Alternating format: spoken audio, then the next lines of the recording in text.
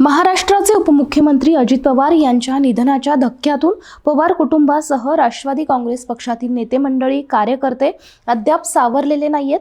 अशातच पुण्यात राष्ट्रवादी काँग्रेसच्या आणखी एका शिलेदाराचं निधन झाल्याचं धक्कादायक वृत्त आहे। पुणे शहराचे माजी महापौर आणि राष्ट्रवादी काँग्रेसचे ज्येष्ठ नेते शांतीलाल सुरतवाला यांचं आज शुक्रवारी पहाटेच्या सुमारास दुःखद निधन झालं। शांतीलाल सुरतवाला यांनी वयाच्या 76व्या वर्षी अखेरचा श्वास घेतला। गेल्या काही काळांपासून ते कॅन्सर या गंभीर आजाराशी झुंज देत होते। पुण्यातील रुबी हॉल क्लिनिक इथं उपचारादरम्यान त्यांची प्राणज्योत मालवली। शांतीलाल सुरतवाला यांनी 1992 ते 1993 या कालावधीत पुण्याचं महापौरपद भूषवलंय। शांतीलाल सुरतवाला हे ज्येष्ठ नेते शरद पवारांचे अत्यंत विश्वासू सहकारी मानले जात होते।